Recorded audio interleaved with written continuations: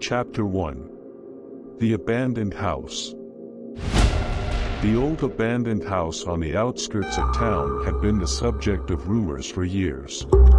This house was built on an ancient burial ground, and the spirits of the dead haunt the property, seeking revenge on the living. Nobody had lived there for a long time, and the locals had grown increasingly afraid of the place. One weekend, a group of teenagers decided to explore the abandoned house, hoping to find some excitement and adventure. Little did they know, their exploration would lead to a deadly game of cat and mouse. Chapter 2. Strange Occurrences. As the teenagers approached the house, they could sense something was wrong. The house was in disrepair, with boarded-up windows and a sagging roof. Despite their misgivings, they pushed forward, eager to see what secrets the house held. Once inside, they started to experience strange events, like doors slamming shut and eerie whispers coming from the walls. They tried to brush off the events as tricks of their imagination, but the fear was starting to take hold. Chapter 3. Trapped. As night fell, the house became even more sinister. Strange noises echoed through the hallways, like footsteps and muffled screams. Somewhere far away, the sound of laughter or giggling could be heard, as if someone was playing a prank. But the teenagers could see no one around them. With each passing second, the sound got closer and closer. For a moment it sounded like it was right behind them.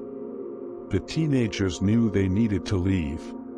But when they tried to exit the house, they found that the front door was locked from the outside.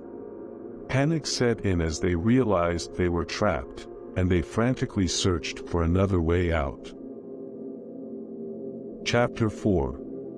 Symbols of Danger.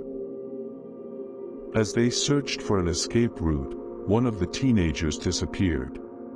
The remaining teens searched the house for their missing friend, only to find themselves in even more danger.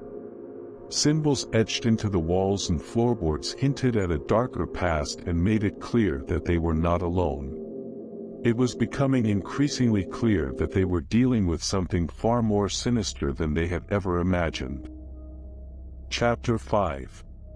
The Cursed Past. As the teens delved deeper into the house, they uncovered a hidden room in the basement. The basement was dark and damp, with cobwebs clinging to the corners of the ceiling and thick layers of dust covering every surface. The air was thick with the musty smell of mildew and decay, and the floorboards creaked and groaned underfoot. As the teenagers descended the stairs, they could hear the sound of dripping water echoing off the walls, and their flashlights barely penetrated the darkness. The basement was divided into several rooms, stopwatch equals null, each more foreboding than the last.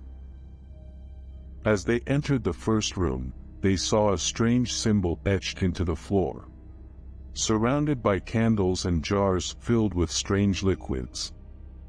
The air was thick with the smell of incense and burning candles, and the room seemed to pulse with a strange energy. Inside the room they found an old diary that belonged to the previous owner of the house, who was rumored to have dabbled in the occult. The diary revealed that the house was cursed and that anyone who entered it would be trapped forever. Chapter 6. Possession. In a final twist, the teenagers managed to escape the house, but not before discovering that their missing friend was actually possessed by the spirit of the previous owner. The possessed friend disappeared into the night, leaving the rest of the teens traumatized and shaken. As they walked away from the house, they realized that the curse of the house was far from over.